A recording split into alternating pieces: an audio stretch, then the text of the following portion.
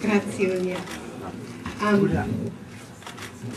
Welcome, all of you, to the underground launch of the shock economy, literally underground.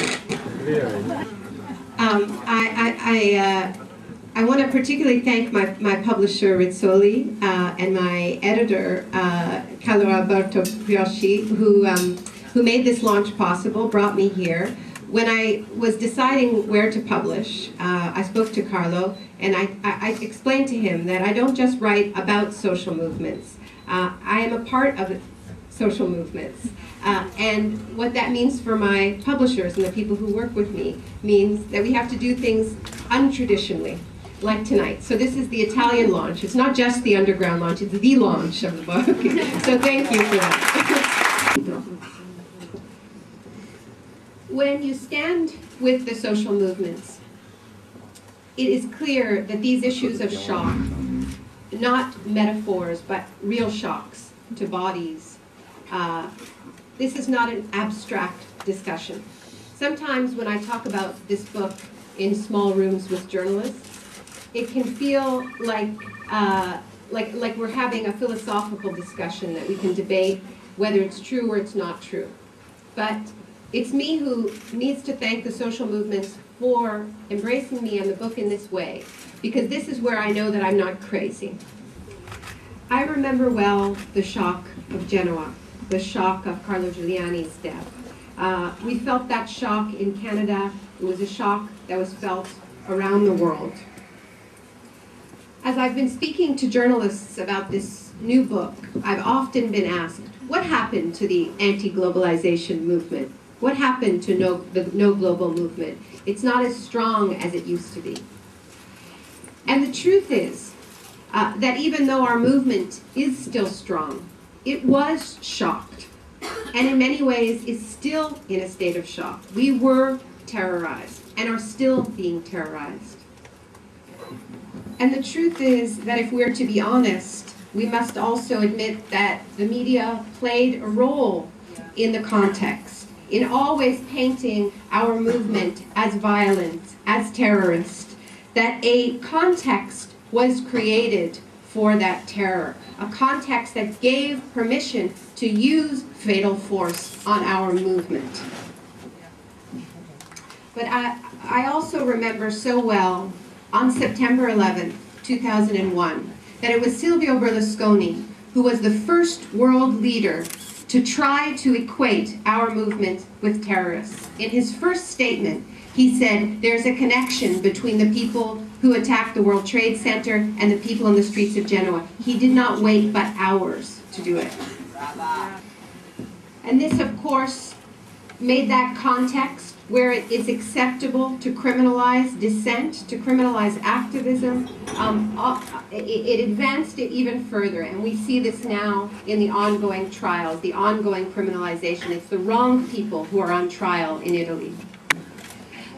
The book, The Shock Economy, is about a big lie, the biggest lie of our time.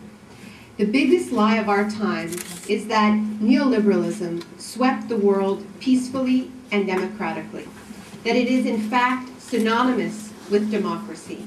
This is the lie we're living, and Genoa showed that lie to the world with the use of fatal force to defend this castle of neoliberalism.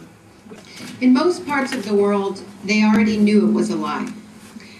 And when they saw what happened in Genoa, they were sad, but they also said, welcome to the club. I went to Buenos Aires. I moved to Argentina in 2002. It was after the people of Argentina had overthrown 5 presidents in 2 weeks in an incredible national uprising against neoliberalism.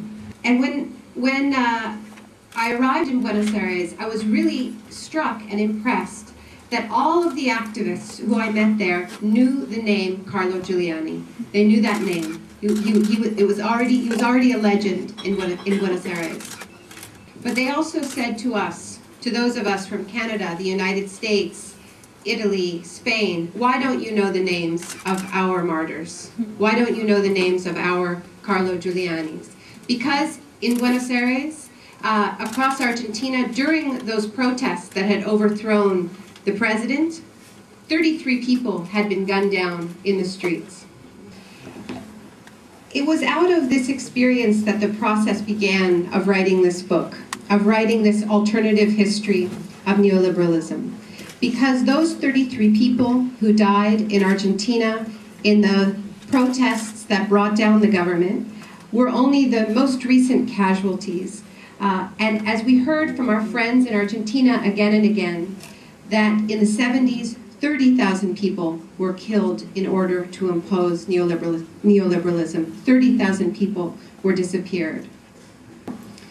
So what I'm trying to do here is something ridiculous, ridiculously ambitious. It's too much for any book to try to do.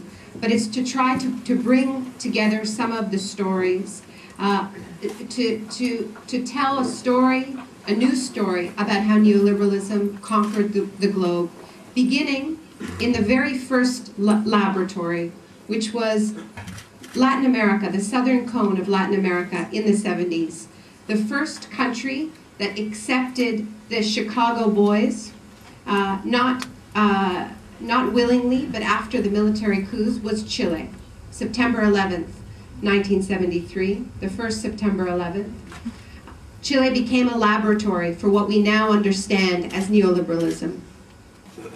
I did this because we cannot keep living with this lie. Because if criminals are not held responsible for their crimes, they reoffend. I think we've heard this before, but it's true. It's true for economists. It's true for politicians. And because the architects of this first shock laboratory were not held to account, the economists Henry Kissinger, Donald Rumsfeld, Paul Bremer, this is something people don't know, Paul Bremer, who was the US envoy in Iraq, was Henry Kissinger's right-hand assistant during the coup in Chile in 1973. So these criminals have had immunity, and now they're still looking around the world for their next shock laboratory. They had Iraq, now they're looking to Iran. This is why we must hold this ideology accountable for its crimes. It's urgent. It's not an academic exercise. Ideologies that require mass violence must be held accountable for their crimes.